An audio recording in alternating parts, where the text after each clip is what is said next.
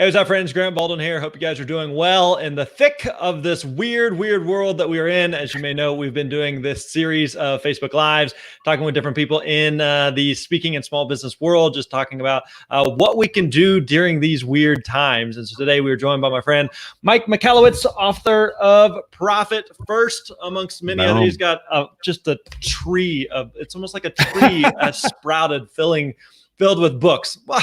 What are the odds? Crazy. So, Mike, we appreciate you joining us. How are you, man?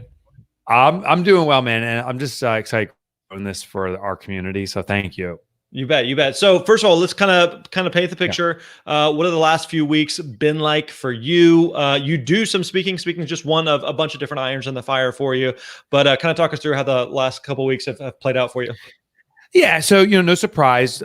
Speaking events have either gone virtual. I was able to retain some significant ones, and other live ones have been postponed, which may mean they're ultimately canceled. So that affects my revenue. I'm lucky to get a pretty substantial speaking fee, but we have a team here, and we do products and services behind it. So as of right now, we have had a slow down cash flow, but maybe by the tune of 10 or 15%. And we're in rapid development of alternative products, stuff that we're actually working on, but we're planning to roll out in the summer or the fall. We're expediting now to be rolling out. Actually, the next product we roll out is coming out in 3 weeks. Well, the book comes out in 4 weeks, and then right before that, we're introducing another product. So I feel optimistic. Well, and to that end, how are you thinking about your business model right now? Because this is obviously something that's causing a lot of people to just kind of step back and think, all right, is this as stable as I thought it was? It felt like it was a month or two ago, and now all of a sudden I'm not sure. So is there anything that you're planning on doing differently or kind of pivoting within the business itself? Yeah, there's one thing that we're doing differently, and we are making one shift in the business. So the thing we're doing differently is amplifying communication, frequency, decreasing quantity. And I think that's where many people are getting confused. I see an amplification of communication, but I see these diatribes, that email communication that's like 15 pages long, and it actually causes motivation. I'll give you an example. I own a Chevy, and Chevy emailed me and said, hey, in these trying times, we're here for you.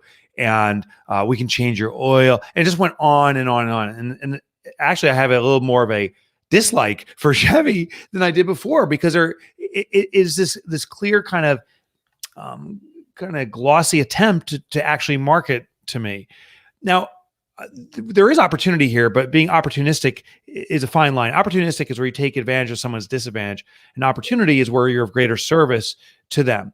So here's how to communicate differently. And what we're doing, and I think it's more appropriate, is we're sending out short sound bites. I think the first sound bite, if you haven't sent one out, simply is, hey, we're here. We're open for business to serve you in the way you need to be served. And that's it. And then reaching out again with what I'm doing is emailing people with little tips. I have all these different graphics. We're rolling out one a day of ways to manage the crisis going on. And these are things that we're just encouraging people to use if they want it, and ditch if they don't want to. They don't need to subscribe. It's just accessible. So that's one strategy. The other thing we're doing is surveying our list. And I think everyone should do this. List meaning prospects, however you maintain your list. Ours, like many people, I assume, is email. And 4 weeks ago, right when it started, we said, tell us what you need now. And we got a survey response of over 700 people. And there's a very clear theme of needs from our list. So we start creating all these products that cater to these new needs.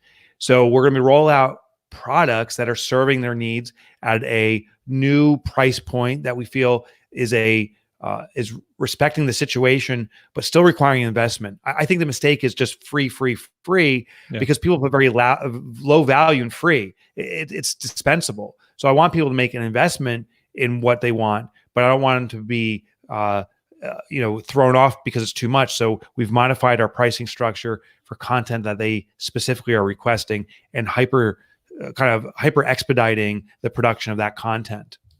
Yeah, and I totally echo that as far as especially on the free versus paid side. The whole economy is built on paying for stuff, products and services. And so if we all just for a little, we're just going to give it all away, the whole thing falls apart. Collapses. So one of the most responsible things we can be doing right now is continue to offer things and continue to sell things, and be aware of the climate, be aware of what's going on. But one of the best things, anybody that's watching this, anybody that's listening to this, you are hopefully still receiving a paycheck because the company that you work for, or the company that you are a part of, they are still providing products and services that allow them to receive funds to then pay you, right? If they start giving away their product and service away for free, then they're not able to pay you. So we have to keep selling things. That's the way the whole market and the economy works. So I'll push that aside for a minute. So, all right, I'm curious for you as a guy who, again, you're well known for profit first and really helping small businesses with their finances. What are some lessons that you feel like small businesses can learn from this that they really need to be paying attention to and implementing right now? Yeah, so I'm going to use my little graphic here because this speaks to the stages that a business goes through. So, well, a lot of people right now in the beginning stages of what's called macroeconomic change, like what we're experiencing now. Right. This is very similar to personal crisis. We go through a shock stage, and a shock stage is simply where business owners freeze up. And I think hopefully we're past that, but this is breaking out and we're in disbelief. So many businesses freeze up, which means there's inaction. If you have inaction, you drop off into business collapse, or professional collapse, where it's like, I don't know what to do, so I'm going to do nothing. So the next stage, though, is desperation, and desperation results in people taking large actions that are not logical. As an example, the runs on toilet paper. People are, there's a story about a guy who has a year's stock worth of toilet paper at his house. I don't know how much money he spent for this. His garage is packed, but it really makes no sense. But it's this herd mentality or stampede effect. So I see business owners making big wrong actions, and that slips to business collapse. What we need to do is really an evaluation phase. And it's a simply pregnant pause. We're going to get tons of information thrown to us at a constant speed, at a hyper speed now. Historically, what we do is there's an action, reaction, that, put out the fire. We need pregnant pause. It's action, consideration, and reaction. Right. And what we really need to think about before we take any action is what is in the best interest of our business now or our professional lives. Do we need to sustain income? Do we need to increase profitability? Do we need to amplify sales? Do we actually need to reduce sales and cater to our core competency, therefore reducing costs? Really contemplate what's in the best interest of your business. Then, with that understanding, every action that comes tearing through the system, simply say, is my reaction consistent toward moving me toward my commitment, that deliberate action? If we start doing that, now we start marching out of the muck. It's one step and then the next and the next, and it'll move us out of it. It's this spinning kind of circuitous decision-making that I see happening right now that keeps businesses stuck, and that becomes a slow death by 1,000 cuts. So Slow things down, contemplate's the key. Can you pull that chart back up again? Yeah, absolutely. There you go. All right, so I'm going to zoom in on this. All right, so we've got shock, desperation, evaluation, then stage 4, deliberate action, stage 5, surge burst. So we talked about evaluation also in deliberate action. I'll tell you what surge burst is. Here's what's interesting. Right now, as you see businesses fading away, the demand is simply being pent up. Customers may not be taking action now, but they will at a certain point. But your competition is being flushed out of the system. So if you take deliberate action and you sustain or slightly even grow your business as the economy returns, and it will, I can't say if it's going to be a few weeks, a few months, or a few years, it will. When it comes back, now there's excess demand, meaning clients want to catch up. People want to have speakers again. There's going to be this, I need a higher speaker, but so many speakers got flushed out of the system. Now there's less available supply, heightened demand, which means there's a great opportunity for the people who sustain. So that's what we need to do. So to that end, though, and like that bottom part and the kind of the evaluation part, evaluation, is that right? Yeah. Did I get that right? Okay. Evaluation. Right. So part of the challenge right now is like, we have no idea how long we're going to be in this phase. Right. That's right. So we look forward to stage 4, stage 5.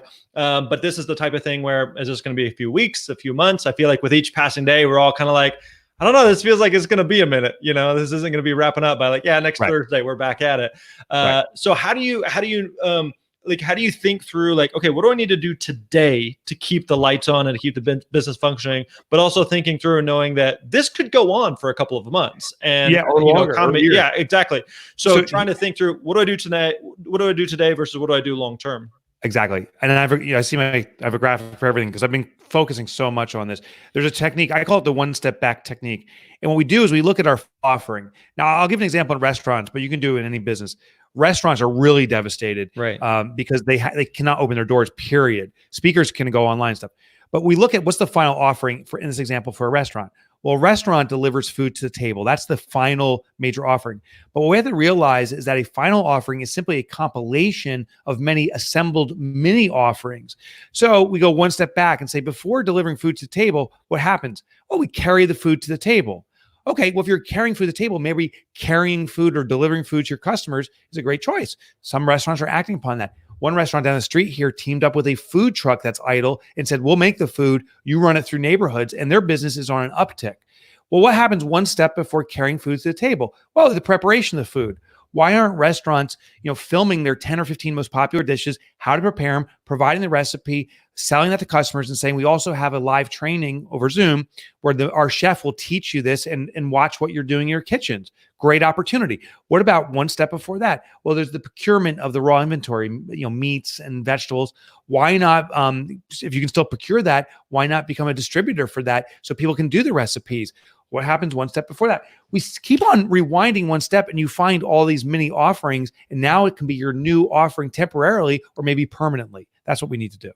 So to that end, how are you thinking about some of these different things versus, so let's take speakers, for example. Some speakers are saying, okay, right now there's no live events happening. So let's explore the virtual route. And I know speakers right now are trying to think through, all right, is this virtual thing? Is this going to be a Band-Aid that I'm going to do for a minute?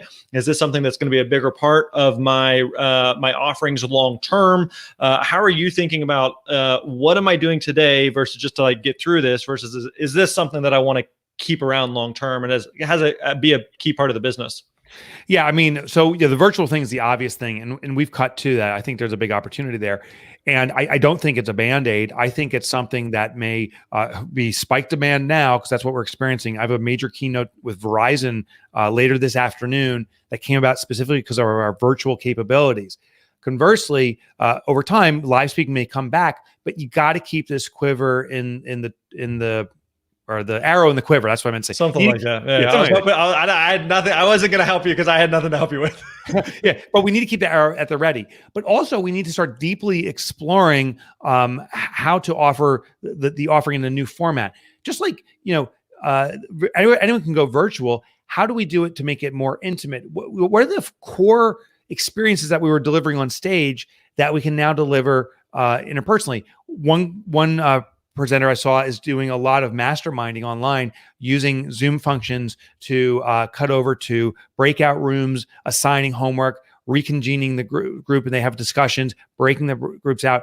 Really a more advanced application of Zoom.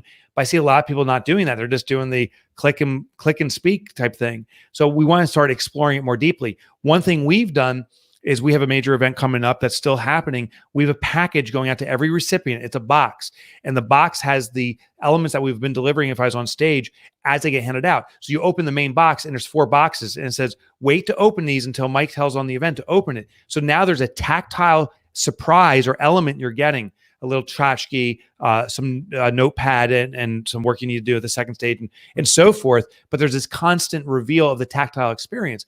I see very few speakers doing that. We got to start working at that level. All right, so I want to talk about some of the virtual stuff, but I want to close the loop here on the finances. So let's fast forward here. Let's say 6 months, a year. We're past this. We're back to business as normal, and things are good. We're in the surge stage, which I know we're all looking forward to. So at that point, the reality is like something like this is going to happen again at some point in the future, whether it's a recession or it's a disease or a natural disaster. Something's going to happen. Businesses go through cycles. The economy goes through cycles. So if we come out of this, we're good. Business is good again. What are the things that we need to put in place to make sure, okay, next time this happens, not if it happens, but next time it happens, I need to make sure I'm better prepared, that I'm sleeping well at night. So what are some of those things that speakers need to be thinking through on the other side of this? Yeah. So I'm a big proponent for the financial foundation of every business, the profitability. So, and I do teach this in Profit First. And you can even start today, but we need a runway of cash. The businesses that are doing well now have had time to contemplate. I've been doing Profit First for 12 years. We have over a year of cash reserved to continue business operations as normal. And the goal is not just to continue and say, well, hopefully in a year this is resolved. But what we have the cash there for is specifically that when situations like this happen, that we can start modifying our business, but have time to contemplate. We don't have that panicked worry. We have concern. We are addressing and taking decisive action, but we have a runway of cash.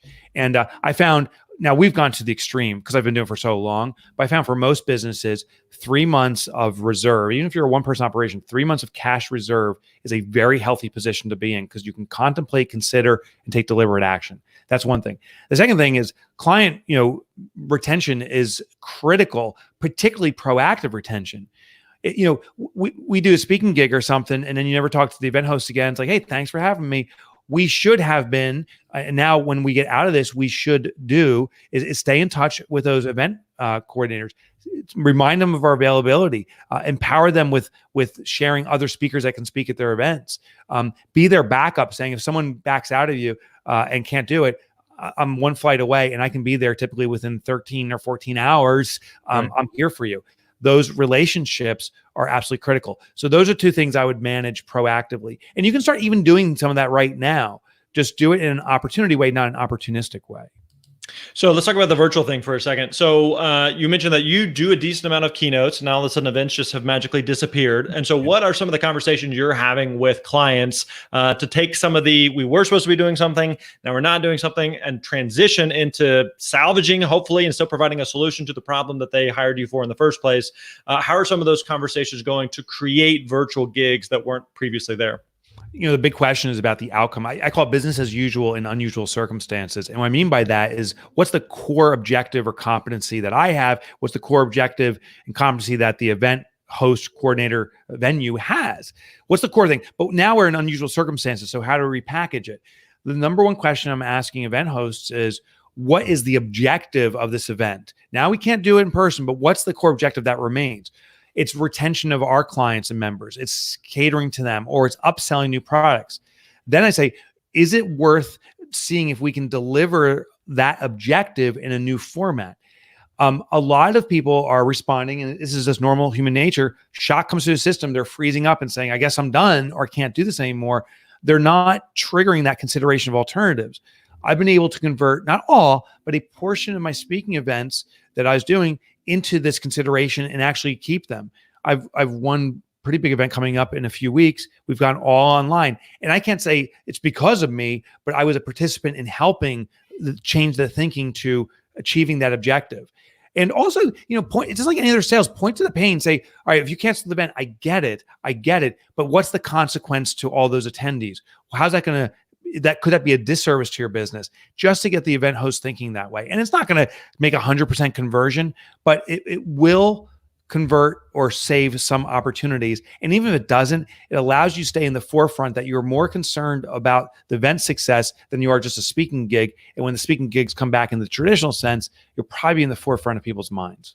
Yeah, I totally echo that on two things you said. One is that the relationship, or how you handle relationships right now, have a huge implication in terms of how people whether or not they want to do business with you years and years in the future, right? How you treat them now, the compassion, the kindness that you show. You're still running a business, but the compassion and understanding that you show to them will go a long way. And the other thing I like that you said there is that the events that speakers were hired for, that my dog's echoing this, that all of a sudden are no longer happening. It doesn't mean that all of a sudden the problem that you were hired to solve has magically disappeared. It still exists. And like you said, speaking is one medium in which you can solve that. But what are the other mediums that you can still continue to help and serve those audiences and clients? So, all right. One question that came in here when he mentions he's got a year of cash. Is that just OpEx? Also in owner's comp, taxes as well? Oh, someone knows their profit first. They're throwing out some terms and lingo there. So what all is that? It's actually my vault. So we have a vault account. That's an advanced technique in profit first. So OpEx is funded normal OpEx. Owner's comp and taxes are all funded the normal way. We reserve 1 year of operating expenses in the vault at a secondary bank, reserved away, and then we call on it. We've not called on it yet, because I'll tell you, even though we have that money there, it's not like, okay, now we can just ride through this. The first consideration we said is, how is this an opportunity? And basically the decision I had to make was, am I going to participate in this recession or not? And I'm deciding not to participate in the recession. I'm not saying it's not happening. I'm not being blind to it. I'm simply saying, what do I do to grow my business during this period of time, as opposed to what do I do to protect? I decide to go on the offensive, not the defensive. And one of my indicators is that I'm starting to go on defense if I pull from the vault. So we haven't yet. It's there as a safety measure. It makes me move more boldly because I know I have it. That's the power of it. But my intention is not to use it. Well said. All right, man. We appreciate the time. I know that you've got another book coming out in a couple of weeks. It's that beautiful yellow one right back there. Fix This Next. Tell us about the book. Where can we pre-order it? Give us the nutshell. Thanks. So Fix This Next is my new book, and I wrote it to address crisis. Now, my intention never was to address macro crisis, micro crisis. When competitors come up, when there's a shift in your business in some regard, you lose an employee or you gain one, like these different things that go on, how do you leverage that? And how do you make the right decisions in that moment? It's weird, but the book is perfectly timed for what's going on. Macro crisis causes tremendous amount of micro crisis. So making rapid business decisions are important. Right now, business owners don't know what their biggest challenge is. They assume every challenge is. So Fix This Next will help you pinpoint the specific challenge you need to focus on, the vital need, and bring immediate resolution to it. So I hope it's of great service to entrepreneurs. I think it's actually the most important book I've ever written, and the timing speaks to it. I think it's really needed right now. Very good. Well, and even Brandon Turner says, dudes, two of my favorite people. So Brandon, thanks for the shout out, man. Hey, Mike, we appreciate the time, man. Always good to see you. Always good to catch up. MikeMotorbike.com. I still use that, and I think about that a lot. I give that example to speakers all the time for URLs. All right. So go listen to the podcast interview we did with Mike. Mike, we appreciate it, man. Stay safe out there, and we'll talk. I appreciate you, brother. Take care. Thanks for spreading the good word and doing the work you're doing. You bet. You bet.